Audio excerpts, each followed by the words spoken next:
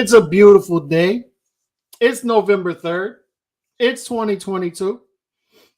The sun is shining outside. And cue the Mariah Carey. When November hits, All I Want for Christmas Is You has to play at least once a day. It is Christmas season. All right. And I don't want to hear anything to the contrary. I got full respect for Thanksgiving, but it's Christmas season. Once November hits midnight, you start playing All I Want for Christmas Is You. Chicano Prophet in the building. Who else is in the building? Leave your comment right there. Hit your like button as you come in. And make sure if you're watching in the archive, as most of you will, comment below and hit the likes. And a lot of short form content has been hitting the channel. A lot of short form content. So a lot of visuals. So make sure to continue to look for that. There's going to be a lot of breaking down of fights, a lot of breaking down of old fights, a lot of breaking down fights that are coming with videos. Technical expertise. There will be a lot of collaborations as far as that goes as well. Meeting a lot of dudes here on YouTube who do a lot of that work, picking their brains. So we'll be doing a lot of collaborations with that as well. And then will be a pivot on this channel towards talking about fighters who actually fight. All right, which we've done a lot of on this channel, but we've done a lot of explaining the foundational issues of boxing, which have led us to where we are today. And when we discuss the foundational issues in boxing that have led us to where we are today, we get a lot of pushback. We get a lot of pushback from the fanagers, from the fans of managers, advisors, promoters, and say, hey, this is where this is leading and this is where it comes from, and expect more of this in the future because of these foundational issues. And they say, oh, you're crazy. Stop complaining. Stop complaining. I'm not complaining. I'm just I'm just over here trying to educate. This is where we're headed. This is where we're headed. You're going to get a lot more of the fights that you want not being made because of the moves of the managers and promoters and advisors that you get on here and defend all the time. Maybe you want to pay attention to this. So then when you don't get the fight that you want, you start complaining. And then you start to point fingers at people who don't deserve the fingers pointed at them. And you're not pointing the fingers at the foundational issues that have got us to this point. And for me, it's a frustrating process, which I just don't have much energy for anymore. And once again, I'll pivot towards actually just talking about the fights instead of the foundational issues. And, you know, I'm just laying around last night trying to fall asleep, have trouble falling asleep, have the no-hitter on the Astros and Phillies, and I just start getting texts. Turn on your Twitter. Errol and Terrence are fighting on Twitter. And my initial reaction is, why do I want to see two fighters verbally fight on Twitter? Why would I be interested in that? Why would anybody think would be interested in that? Why? Because I'm not. I'm not going to get on here, and break down the tweet by tweet by tweet. Oh, he got him here. Oh, he got him here. Oh, look at that one. Look at that one. He got him here. What a counterpunch. And they're grading round by round of tweets from fighters who are fighting on their keyboards on the internet instead of actually fighting in the ring. And I've been trying to tell these dudes that you're going to get more of this in the future due to the foundational issues of boxing. And when I tell them that, shut up. They tell me, shut up.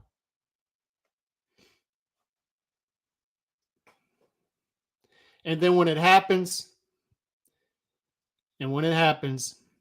they point the finger where it doesn't belong. This was an easy one. And if you can read the stitches on the fastball, if you know what you're looking at, if you followed this sport for long enough and you just want to see the fights, this is easy to figure out why we got where we got. There were really dudes online last night, grown men, in some cases, grown women, watching two grown men verbally spat with each other online. I mean, just try to break this down. Let's just try to think of this. Two men verbally spatting with each other online. And one of them's not even tweeting. He has somebody else tweeting, because I read the tweets this morning. There's no way he tweeted those initial things based on past tweets. But I'm watching this and people are going crazy. Like this is a real fight. It's a verbal spat, and you're judging it round by round as if it's a real fight. And it's frustrating to watch. Zurdo Ramirez and Dimitri Bivol are fighting this weekend. 2 days from now. Taraji and Kaiguchi just fought each other 2 days ago. Juto came back 2 days ago. There was plenty to talk about. We just had one of the greatest CompuBox performances by William Zepeda 5 days ago. Plenty of stuff to talk about. Action. And I talked about it Monday when I came on here. Sunday morning, I get on and it's all Errol Spence, Terrence Crawford. It's all Tank Davis, Ryan Garcia talk.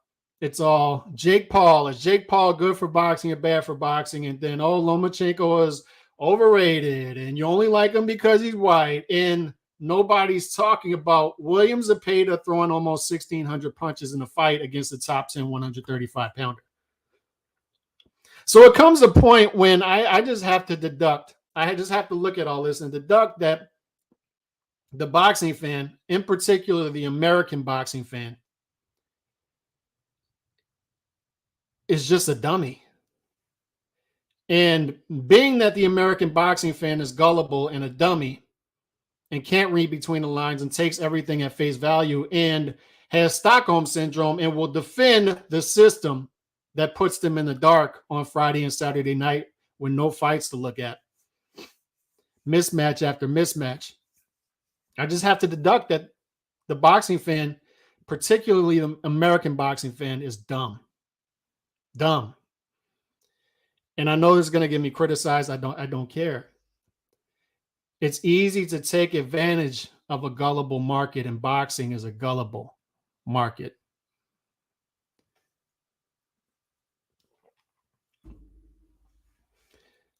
If you go on Twitter, you'll see the American fans that I'm talking about.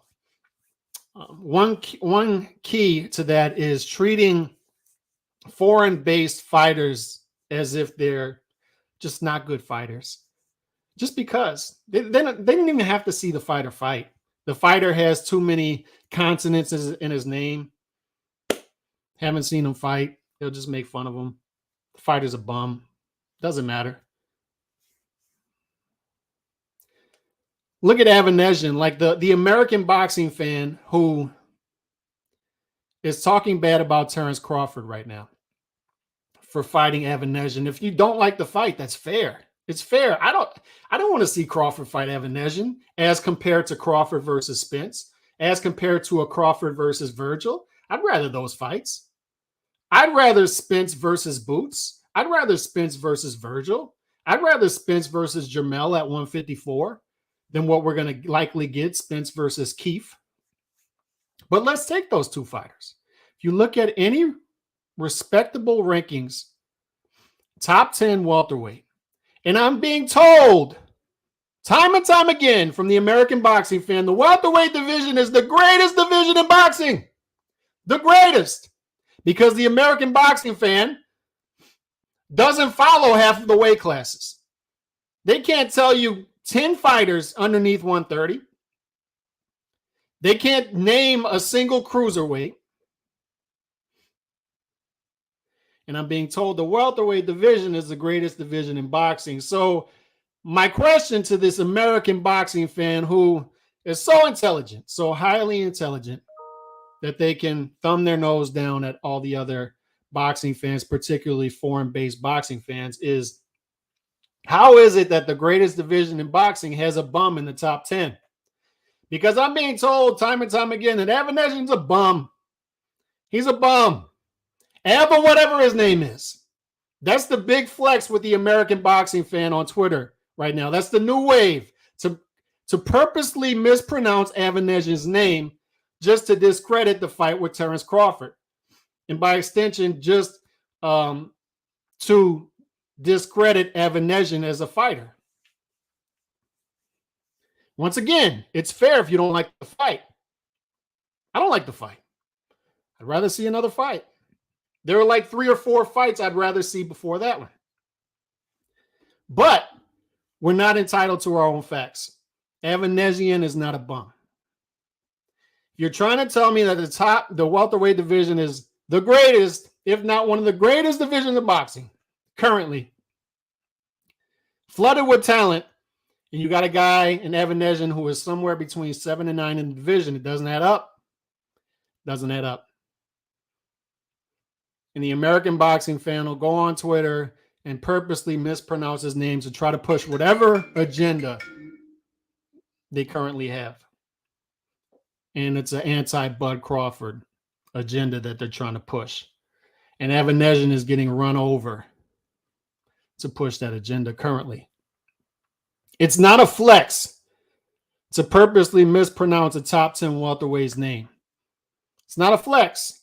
And the fact that these boxing fans think it's a flex to purposely mispronounce the dude's name, who's a top 10 welterweight, shows how ignorant of a boxing fan they are. And I would argue they're not only just an ignorant boxing fan, they're just ignorant. You don't like Evanesian, you think he's overrated, fine, make that point. You can do that without the mispronouncing of his name because he has too many consonants in his name, etc., etc. But what's interesting is they'll say they like Spence versus Keith. When you look at these rankings, Keith will be number 7, Evanesian will be number 8. Keith will be number 8, Evanesian will be number 9. Right on par there with each other. What has Keith Thurman done the past almost 6 years? What? His last quality welterweight win was the beginning of the Trump administration. But what I'm not going to do is call Keith Thurman a bum to try to discredit Errol Spence. I like Errol Spence. But even if I didn't, I wouldn't purposely go after Keith Thurman in that angle to try to discredit what Errol Spence is doing as a result of the talks and the breakdowns. Because Keith Thurman has accomplished great things in the past. I think he's an overvalued fighter. I think he's a fighter who never reached his full potential. I think he's a fighter who hasn't done anything of note in the past 5 years. But I wouldn't call him a bum either. Because when you go by these ranking systems, he's still a top 10 welterweight currently. Salute Calix in the chat. It's Zurdo Fight Week. And that it is. Appreciate you coming through always, Nando. Nando, you said something on Twitter last night. I wanted to talk about it today, but I forgot. I forgot what it was. Maybe you can enlighten me in the chat. I liked it. You responded to somebody. I don't remember what it was. But it caught my attention. Would you consider Thurman a bum? If you give Bud the pass for fighting Evanesian, I don't want to hear dudes trashing Errol for fighting Keith because at least Keith was a former unified champ and is a name. And no, I'm not, Chauncey. Like, I just set that up. Being consistent. I don't like the Keith fight. Never wanted to see it. I want to see Keith versus the younger guys. I want to see Keith serve his purpose as glorified gatekeeper. That's what I want to see. Keith is number 6 in the rankings, number 7 in the rankings. Evanesian is 7 in the rankings, number 8 in the rankings. Some people have him number 9 in the rankings. They're right on par with each other currently. I don't like Bud versus Evanesian. Don't. There are 3, 4, 5 fights I'd rather see before that. I don't like Errol versus Keith. I don't. There are 4 or 5 fights I'd rather see before that. This whole thing is frustrating. It's frustrating. But I'm not going to call either one of them a bum. That's what I'm not going to do. And before I pivot to the actual fights that we have this weekend and the fights that we just had, which we should be talking about, but I just wanted to address this while I do have some energy to address it, because there's not going to be much of this left on this channel going forward, because it's just frustrating. But one thing I found interesting about the IG live that I was sent about Terrence Crawford was him saying that Errol Spence has a jailbroken fire stick, a hacked fire stick, and him saying something to the effect of "we all have the hacked fire stick," something like that. And this is where I'm at with this. If Zurdo beats Bivol, you think he fights better Biv? Yes. And I'm about to get to that. Let me make my jailbroken fire stick point real quick before we pivot. If you have one of those, it's fine. I'm not a narc. I don't judge anybody. But what I'm saying is, I constantly make these points about the pay-per-views, about not getting the fights we want, about the fighter inactivity, and I'm told to stop complaining. And I was like, why am I being told to stop complaining about the pay-per-views? And I finally figured out, people telling me they don't buy the pay-per-views anyway. So when Al says free boxing for all, and then he pivots to pay-per-view boxing for all, they don't care, because they're not buying the pay-per-views anyway. They're getting them for free. And it further extends now from what we're being told to fighters. You have multi-million-dollar fighters not even purchasing the pay-per-views, getting them for free. So I'm wondering, how is this sustainable? How is any of this sustainable? They're giving us a terrible product that they're trying to sell on pay-per-view, and everybody's just hacking it anyway. How is this sustainable? And why are people getting mad at me? Because I'm the one actually buying this stuff.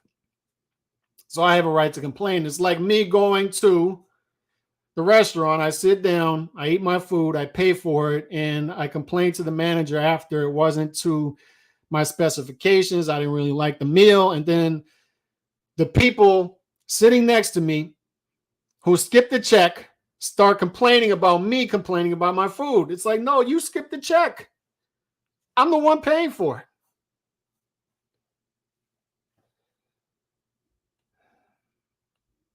And that's no judgment to the people skipping the check. I got no judgment for that.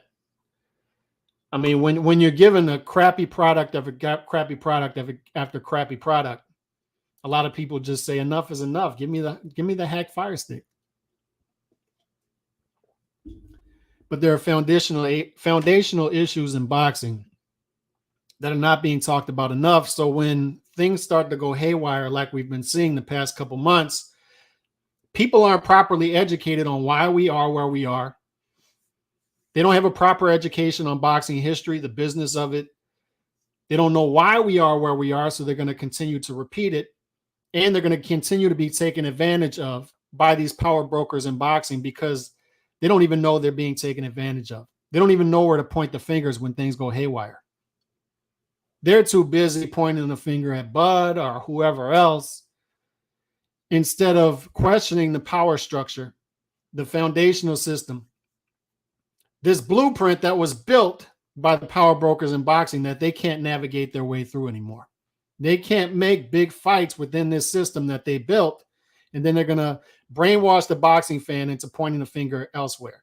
They're going to brainwash the boxing fan to point the finger at other boxing fans for stealing the fights, or brainwash the boxing fan into pitting two fighters against each other. When it was clear, like, dude, it's clear. And we got confirmation. I read the Twitter thread that people sent me this morning.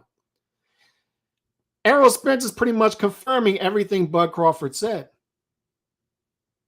The only thing new we learned was neither fighter had a guarantee. Neither one.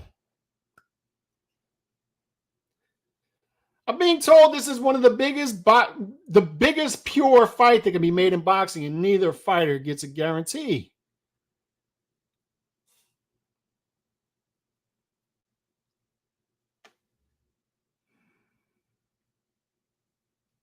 I mean, hell, no, and nobody's disputing. They're confirming it. Nobody's coming out to dispute this.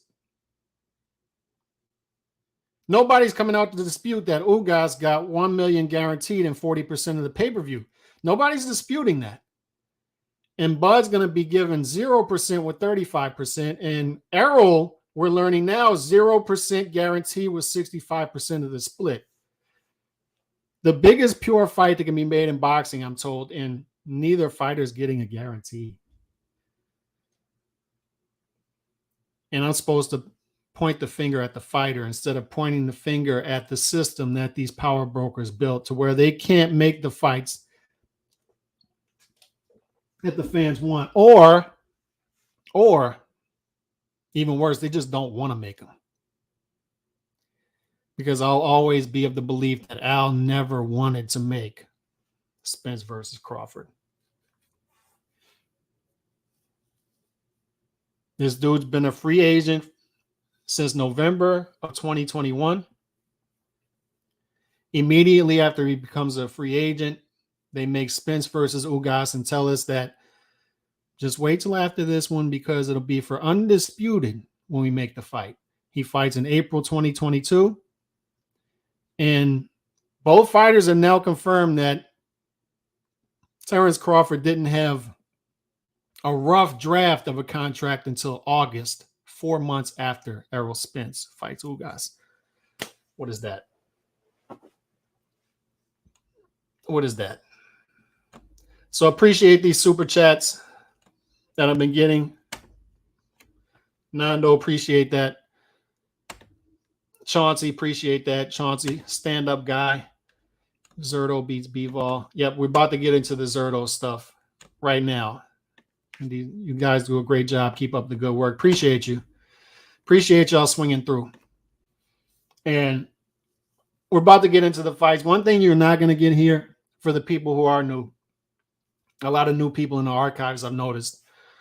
And one thing I noticed, because on YouTube, you're able to see your demographics. And one thing I'm proud of is the demographics come from all over the world.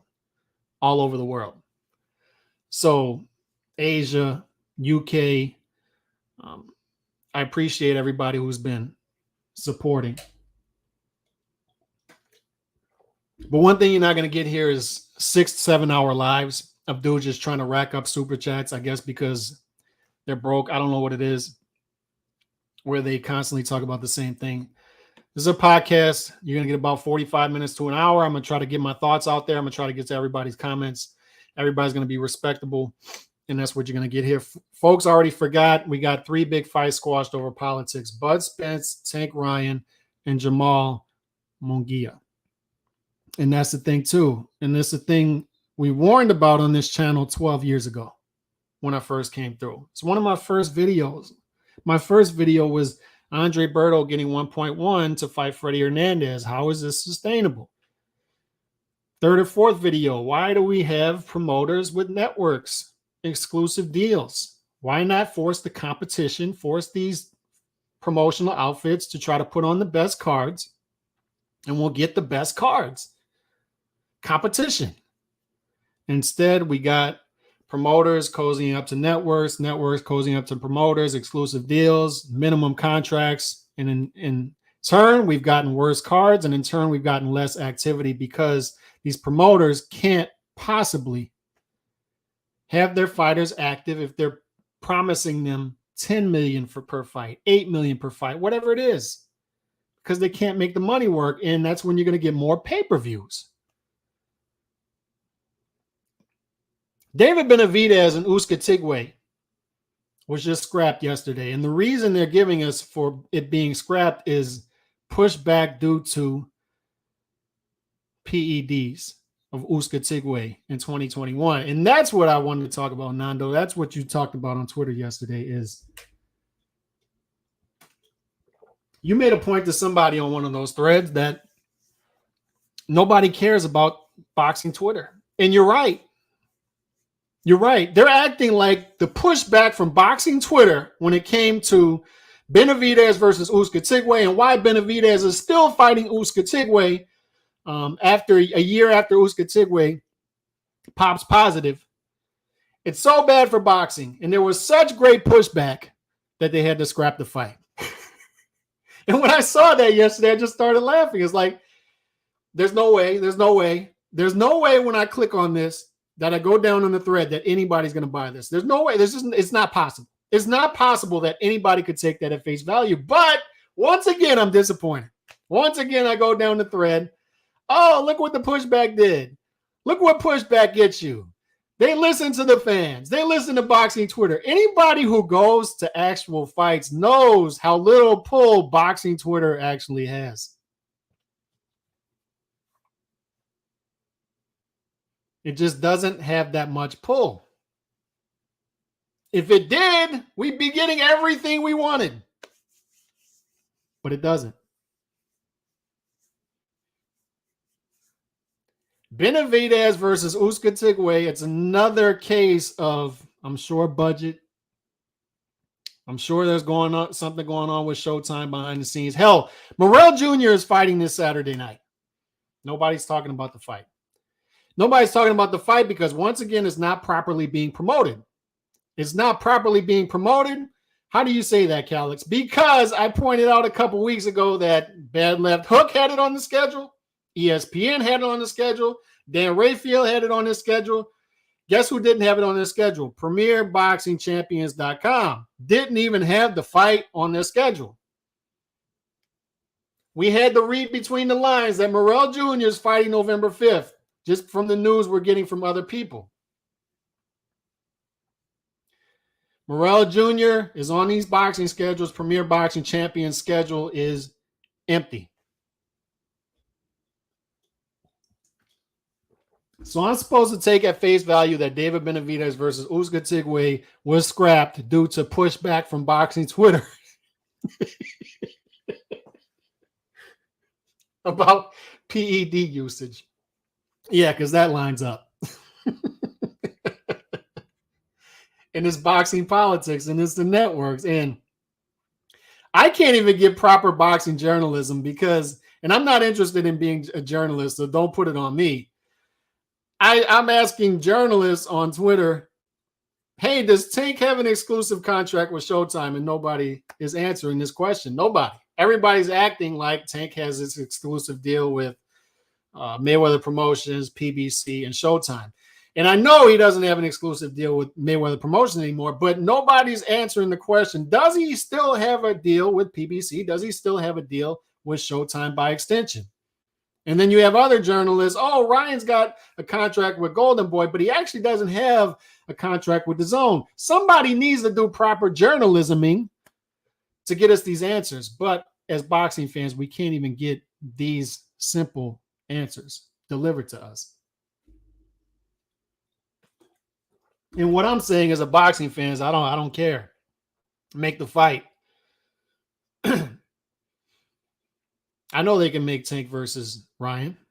I know they can make it. Make it work. But once again, you built this system. You built it. Al Haim is the one who plucked off, purged Oscar De La Hoya's roster. And in order to do that, he had to offer them the world, offer them high minimums, which drove up the price of every fighter's current market as far as minimums. Then every fighter started asking for a crazy minimum per fight. That's fine. Other promoters were doing it too. I can't just put that on Al Haim. Then Al Haim goes and gets exclusive with Steven Espinoza. They start working with Showtime. Top Rank was working with their Top Rank is now with ESPN. Golden Boy with DAZN. Eddie Hearn with DAZN. They all have their exclusive deals. So they built this system.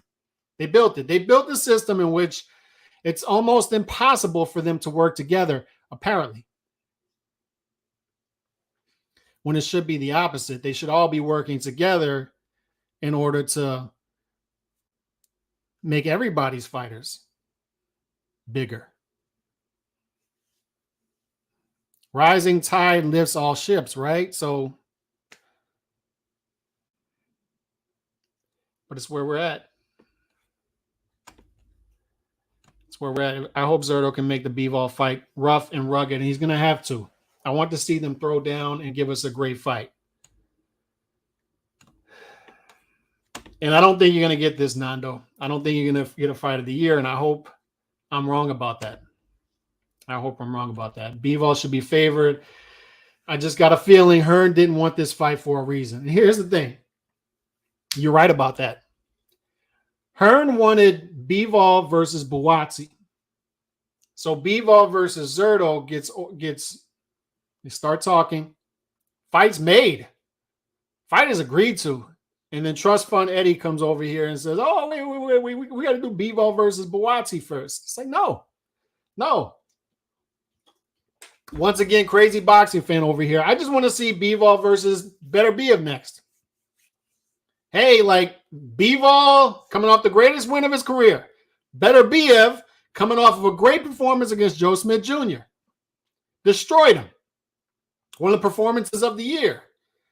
And instead of going straight to the undisputed fight, no. Guess what you're going to get next? Bivol versus Zurdo. Okay, I'd rather the all-Russian undisputed showdown, but okay. Still a good fight. And then Trust Fund Eddie comes around and says, no, wait. We need to give you Bivol versus Buatsi next. It's like, no.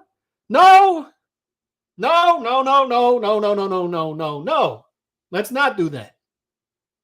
They try to continue to add steps before we get to the ultimate step of the best fight.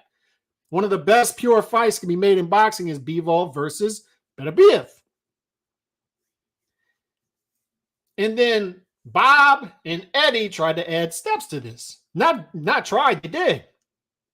Bob comes on the day before the fight and says, after this, we're going to make Beterbiev versus Yard. And I'm sitting there and saying, son of a bitch. Who was asking for Beterbiev versus Yard? Who's asking for that? Point me in the direction of the person asking for that so we can slap the hell out of them collectively. So he makes that fight. So then Trust Fund Eddie has to make another fight. And he delivers a pretty good fight. Well, they deliver a pretty good fight. And then Trust Fund Eddie tries to get in the way of it and say, no, let's do Bivol versus Buatsi. It's like, no, how about we don't? How about we don't make that? How about we make the better fight? So we are where we are now. And where are we? Bivol versus Zurdo Saturday. And unfortunately, is getting drowned out by the Special Olympics going on Twitter right now. Of two dudes not fighting each other in the ring, they're fighting each other on Twitter, which Adrian Broner told us was going to happen. We're going to be fighting on Twitter soon. Yeah, all fighters have been fighting on Twitter for a long time. They're doing their little Special Olympics Twitter show off, and then you have all the Special Olympics boxing fans. Oh, he got him on that one. Oh, he got him on that one. Oh, Bud got him. Oh, yeah. And then you got the content creators doing 8-hour lives last night overnight. Like, I mean, I can't imagine these dudes have significant others. Like, can you imagine the girlfriend of these dudes? Like, can you please come to bed, honey? Please. Can we, maybe you get lucky tonight. Let's come to bed. We got an early start in the morning. No. Errol and Bud are going at it on Twitter. Do you know what this means? No, like, can you just come to bed? No, it means super chats. Super chats. We're going to stay on for 4 hours tonight. We got some drama. Oh, we got drama. Wait, they're actually fighting? You're going to see them fight? No, they're fighting online. And can you imagine the girlfriend? She's like super confused. She's like, I think I should leave this dude. He's getting on the internet and talking about dudes disputing with each other online. They had dudes judging a verbal spat between two fighters online last night. And they had dudes doing 4 or 5 hour lives about this. Not the fights. I'm going to hit my Allen Iverson. Not the fights. Not the fight. We're not talking about the fights. We're talking about Twitter disputes. We're talking about Twitter disputes. Not the fights. Not the fights that I came up on. Not the fights that I've grown to love. Not the sweet science. We're not breaking down defensive tactics. We're not breaking down offensive strategy of each fighter. Not the fights. We're talking about Twitter disputes. Twitter disputes? We're talking about Twitter disputes? I got to hit him with the Allen Iverson. Twitter disputes. But this is a fair comment. Hearn didn't want this fight for a reason. We'll see. We'll see. And the betting odds tell us that Bivol is a 3.5 to 1 favorite over Zurdo. That's what the betting odds tell us. The betting odds also tell us that Bivol opened up as a 5 to 1 favorite over Zurdo, so there's money coming in on Zurdo. Or they're manufacturing that. They're moving the line to try to get some money come through on possibly Bivol. I don't know. But I think there are people buying into a possible upset here with Zurdo. And why would they do that? Why would they buy into a possible upset? Well, Zurdo's big.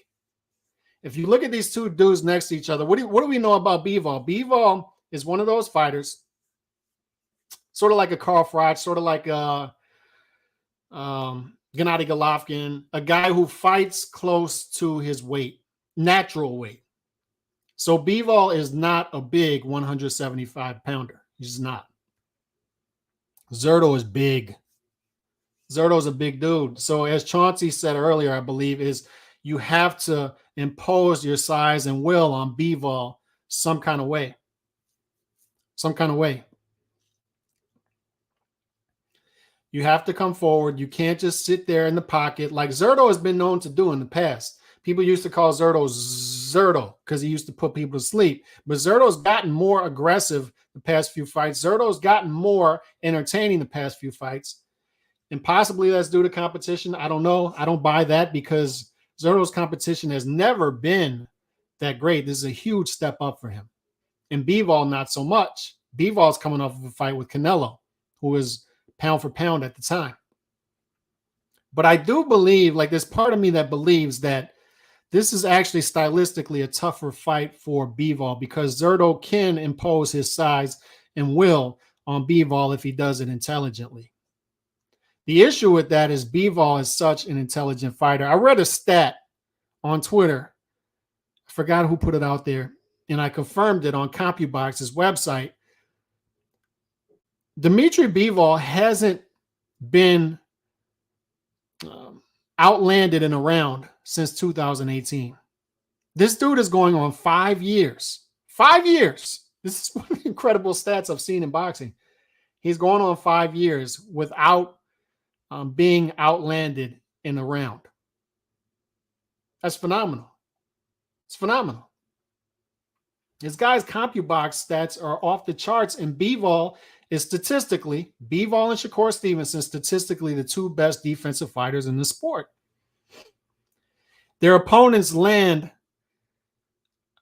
the percentage of punches landed on guys like Bivol and Shakur are minuscule. You're landing 1.5 punches per 10 punches thrown against these two guys. And that's why you get a stat like that. Bivol, you're going to have to work. You're going to have to work. You're going to have to work. And you're going to have to do it consistently. Canelo can never find his footing against Bivol. He never got comfortable. He was never able to find that range. He was never able to find that range because Bivol mixed in perfect mixture of offense and defense. And great fighters, there's no break between the two, right? There's no break. Like it's just natural. It's just a natural flow. Their offense and defense flows with each other. And the thing about Bivol, though, is he would lead. He would step on the gas at points against Canelo. He would back Canelo up when he had to. He would mix that in. And he kept the jab, great jab of Bivol, in Canelo's face constantly. And then when he had to take breaks and be more defensive minded, great lateral movement. Every time Canelo tried to walk him down, when Bivol would get close to the ropes, he would either fight off the ropes with counter punches or lateral movement. There's a great ebb and flow to the way he fights.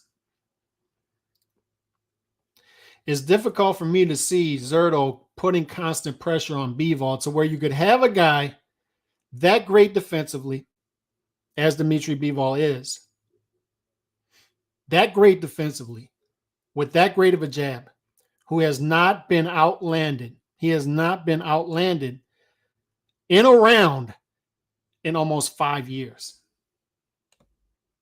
I'm not going to pick against that guy. Like, I understand what Nando says when Nando says that he can see an upset. I'm super excited for this fight. The loser still has options if it turns out to be a great fight. That's the thing, too. It's like somebody's O has to go. I love those fights. But the beautiful thing about those fights is it's not the end of the world if you lose.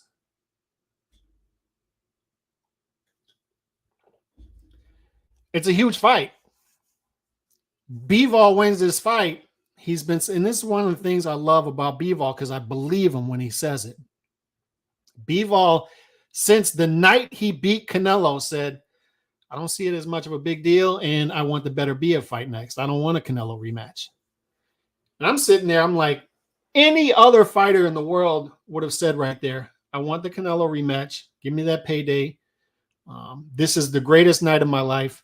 Bivol acted like it was just a walk in the park, and then Bivol said it was dismissive to the rematch and said, I want undisputed. And what that tells me is he views the sport as a sport.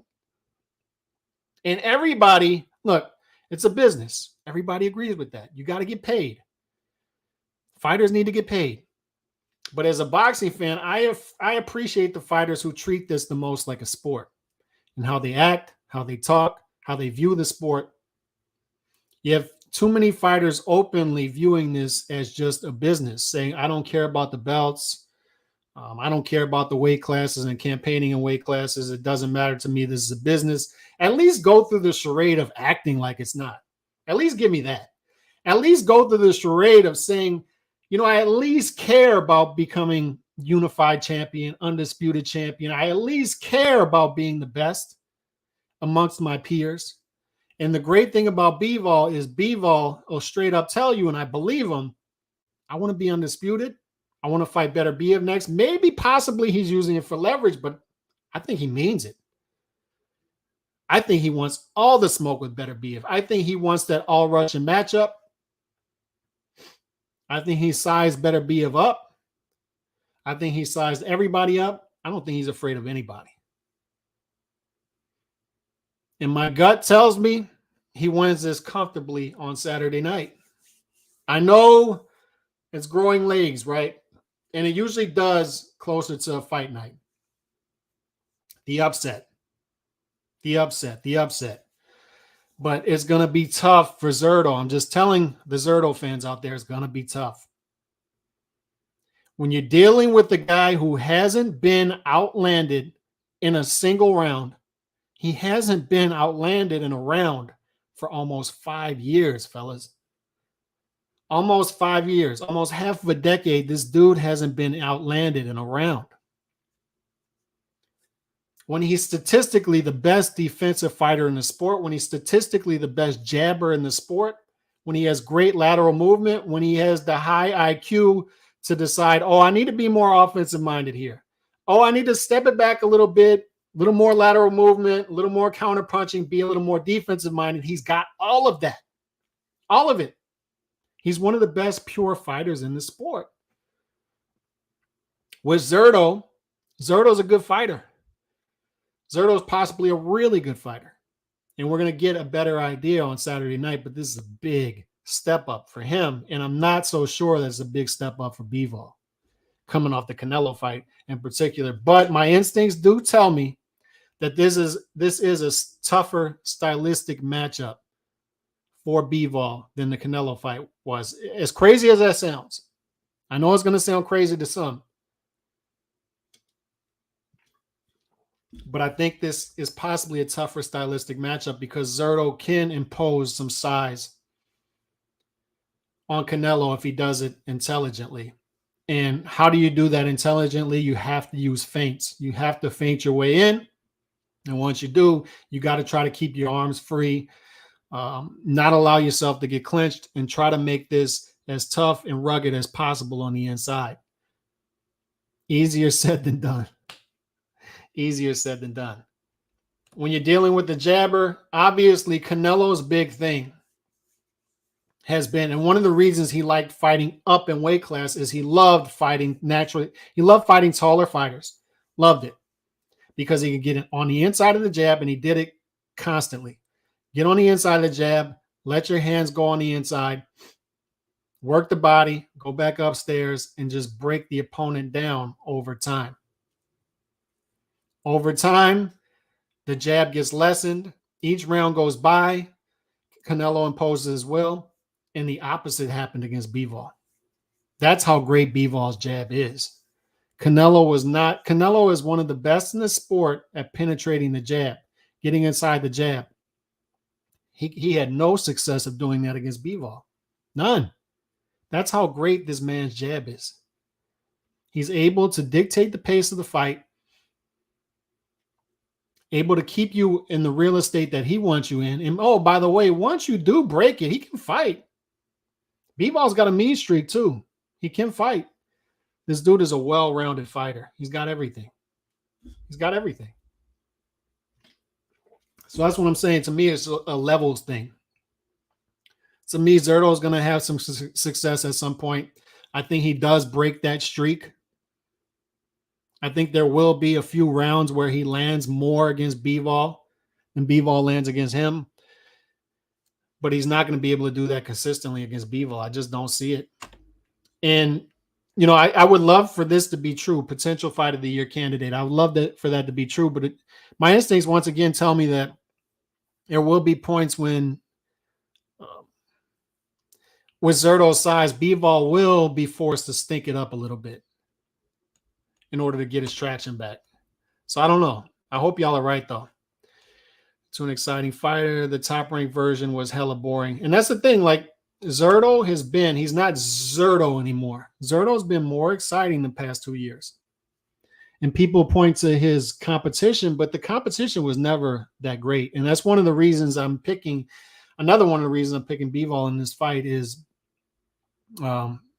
he just hasn't seen anything close to what he's going to see on Saturday night. He can surprise us. Completely agree with what you were saying about Bivol. I was at the Canelo fight in Vegas, and his engine amazed me. His tempo never fades. Shout out Perfect Boxing. And that's right. Like, it's just, and it's seamless, the transition from offense to defense. Whatever he has to do at that time, he's going to do, and he's going to do it seamlessly. If he has to fight off the ropes, he's going to fight off the ropes with counters, or he's going to spin you out. I was watching some people's film study, and I'm trying to do some film study of myself to put up short form on YouTube of Bivol style, how it will compute against Zurdo in their fight. And he just kept turning Canelo. Turn, pivot out, turn. When he felt the little gully, he would trade with Canelo, and he was winning trades as well. When he felt like keeping the jab in Canelo's face and backing him up, he did that. He would throw right hands behind it. It's just not left hand dominant and clinch. He was throwing combinations and backing Canelo up at times. That was the most surprising part to me. That's tough to do against a shorter, stockier, strong fighter. And Bivol was able to back him up. Bivol versus Bitterbeef is just as much exciting as Bud versus, I would argue, more exciting. And once again, it goes to our view of things as American boxing fans, right? Is, to me, now especially, Bud versus Spence is past his expiration date. And this is how PBC loves to build fights, right? I've talked about this. They don't build fights the traditional way by winning big fights by, oh, he puts on a great performance against Porter. Oh, he puts on a great performance against Ugas, both stoppage victories. Let's transition them right away into a big fight. That's not how they do things. Marinate, marinate, marinate, marinate. Twitter beef, Instagram beef, beef, because they know they have unintelligent boxing fans in America. Oh my God, look at this guy. I'm scoring this round on Twitter, that round on Twitter. Oh, he won that little verbal altercation. He won that little verbal altercation. They know boxing fans here do that. And now it's past its expiration date, whether people want to admit it or not. Crawford's going on, what, 37? Spence is past his prime too. But Bivol versus Beterbiev, although they've been dancing around this too, they're both closer to their primes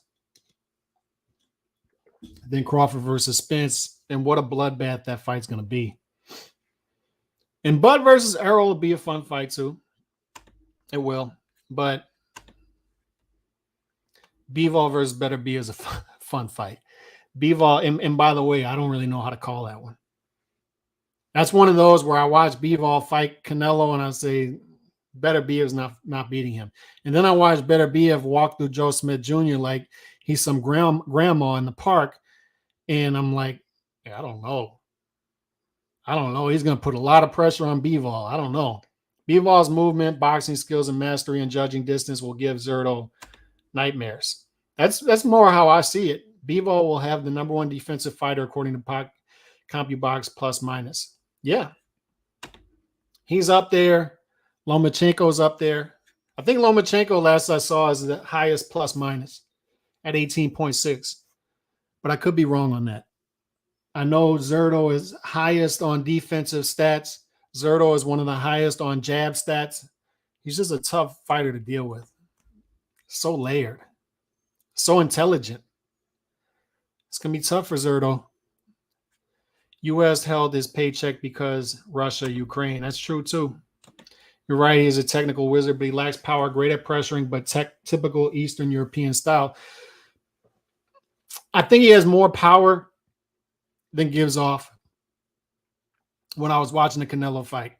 If he was able to back Canelo up, Zurdo also doesn't have one punch KO power. Definitely tougher than Canelo, I agree. And don't mistake what I'm saying, because I know how people take stuff like this, is Canelo versus Zurdo. I'd pick Canelo straight up, even with the size. Canelo is definitely the greater fighter, but the triangle theory does not work in boxing, and I just think matchup stylistically, this may present a tougher look for Bivol than the Canelo fight in hindsight. Because I picked Canelo to beat Bivol. I did. And I'm not picking Zurdo to beat Bivol coming into the fight. I just think hindsight's 2020. I got that fight wrong. And looking back at it and looking at it now, I think this is a tougher stylistic matchup for Bivol than the Canelo fight. And we'll see. Bivol could win all 12 rounds, 120 to 108, and I could be wrong about that. But I think Zurdo will have some moments in this fight. 4 guys have gone all 12 rounds with Zurdo, but last time was 4 years ago. Bivol is a great fighter, but he's not the master boxer that everybody's saying he is. His inside game is suspect, and he's going to need it in this fight. He's going to need it. Don't underestimate how much Zurdo has improved recently. I'm not. All I'm saying is it's tough. It's tough to see that until it comes fight night on a big fight. You don't find out who somebody is until they have pressure on them, right? Until something negative happens. So when everything's going great, everybody looks great. I'm not just talking about boxing, just life. When you view somebody in a favorable environment, everything looks great. Everything looks fine. You know, you find out what a female looks like when she takes her makeup off. I shouldn't say that, but you find out who a fighter is when something bad happens. And bad things will happen to Zurdo on Saturday night. That will happen. And it will happen early. How does Zurdo react to that? That's when we're going to figure out who Zurdo is. And that's why I like fights like this. That's why I like fighters who fight. That's why I like fighters who fight top competition consistently. I'm not fans of fighters on the surface. I'm fans of the actions of fighters. So if Bivol is consistently giving me the best fights, I'm a Bivol fan. Zurdo's going to consistently give me the fights. I'm going to be a Zurdo fan. I'm going to be a fan of whoever gives me consistent good fights, whether they win or lose. William Zepeda, I don't care if that guy loses 10 times. Guess who will always view his fights? Me. Guys throwing over 100 punches per round. I don't care if that guy loses or wins. I'm there. We need to stop viewing losses as the end of the world. It's fair to criticize a fighter after a loss and say, let's take him down a notch. Maybe. Let's take him down a notch. He lost that fight. He didn't look as good. It's fair to criticize in that way, but when it gets overcritical, when you're calling fighters bums, they suck, all this stuff, it's no good for boxing.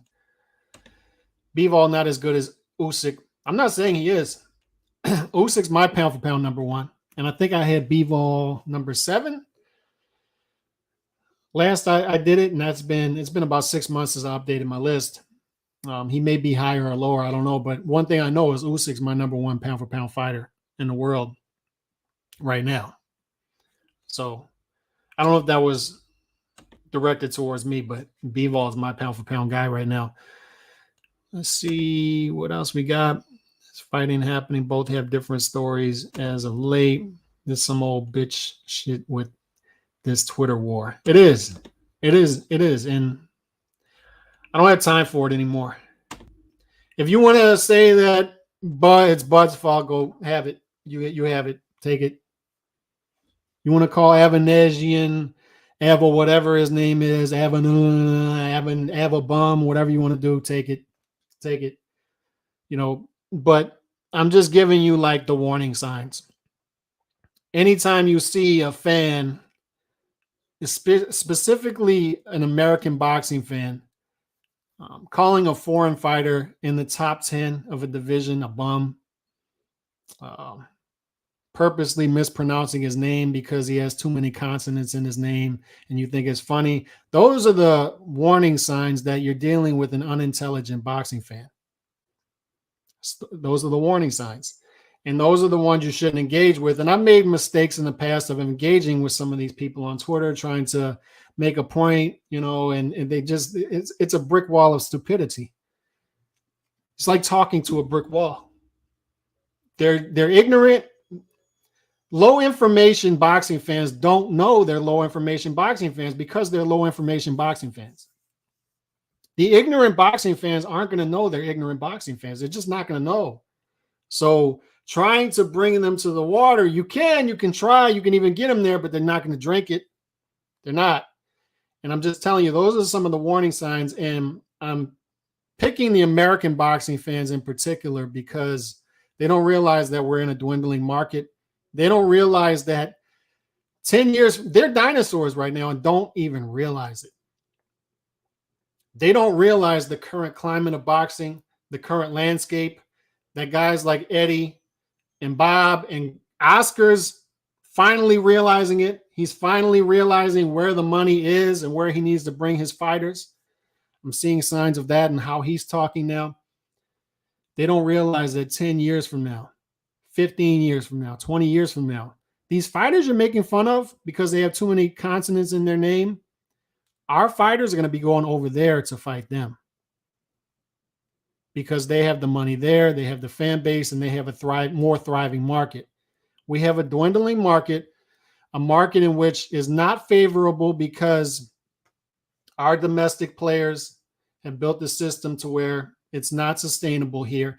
And we have a lot of options here. I don't like what's going on in boxing. I'll just watch some college football. I'll get NBA League Pass, et cetera, et cetera. I'm not saying there's not options other places, but not as many. We're going in the opposite direction of where we need to be going here, and our fighters are constantly being shelved. shelved by these promoters and advisors that you want to get on here and cap for.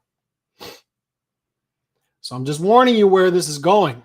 These fighters you're currently making fun of, our fighters are going to have to go over there to fight them 15, 20 years from now. And you're going to be wondering what happened when everybody else caught the wave earlier and you're stuck there in prehistoric times wondering, how did this happen? We tried to tell you. We tried to warn you. But keep at it. Keep at it. Keep with the Ava, whatever his name is. Look what I did. I hit send. Ava, whatever. I got them. He's a bum. I've been saying that the welterweight division is the greatest division in boxing, and you have a guy in the top 10 in this division, but I'm still going to call him a bum because he has too many consonants in his name. What I did. That's the stupidity that we deal with in this sport from the American boxing fans, and they don't realize that they're stupid. Talent comes from everywhere. It comes from everywhere. If you don't like Bud versus Avanesyan, have at it. I don't like it either. You don't like Errol versus Keith, have at it. I don't like it either. But they're still both top 10 guys, so do what you want with those. Do what you want with it. If you're going to praise Keith and dump on Avanesyan when Keith is number 7, Avanesyan is number 8, how's that make you look? Not intelligent, I can tell you that. Why would you think it's a flex to dump on a dude in the top 10 by purposely misspelling his name and calling him a bum? What do you think that makes you look to real hardcore boxing fans who watch fights everywhere? It's been frustrating for me this week because these are good fights. William Zepeda, Jojo Diaz was a good fight. Lomachenko versus Jermaine Ortiz showed well. It's a good fight. Yet everybody was talking about Jake Paul. Everybody was talking about Errol Spence Jr., Terrence Crawford, negotiation breakdowns. Tank Davis, Ryan Garcia, negotiation breakdowns. Meanwhile, you had a great card, unification fights. Title fights, multi-title fights on one card in Japan on Tuesday morning. Nobody talked about it. Nobody talked about William Zepeda throwing 1,560 punches in a fight. They're too busy with this other stuff, and they're too busy mispronouncing a foreign fighter's name on purpose to try to flex on a fighter they don't like, just to try to make some sort of point. I don't know what they're trying to do. And they're making themselves look like dumbed down caveman American boxing fans, and they don't realize it. They don't follow half the weight classes in boxing. They can't tell you Bam Rodriguez from Josh Franco. They can't tell you Junto from Kayaguchi. They can't tell you that Taraji beat Kayaguchi on Tuesday. They can't tell you.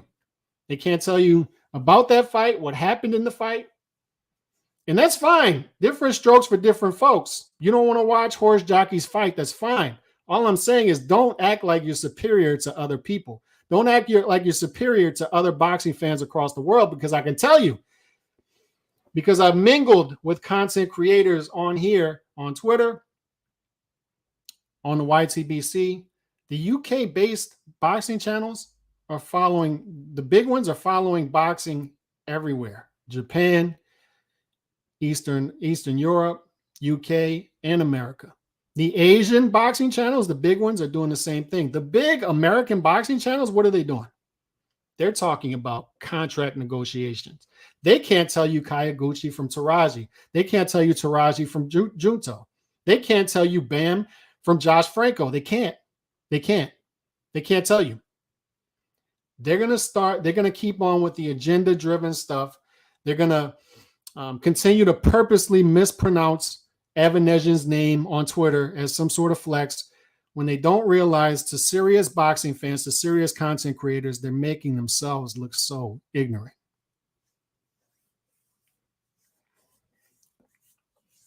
So the pivot has started on this channel. You can catch all the short form content, and the long form content will we'll continue to hit home on the foundational issues, but it's going to be heavy talking about the fights, and we got some fights this weekend.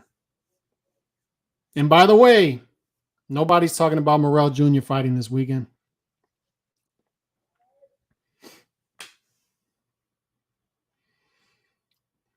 I think I was one of 5 people who talked about the Taraji Kaiguchi fight, and I'm not trying to pat myself on the back. I'm just saying, where is the good content coming from?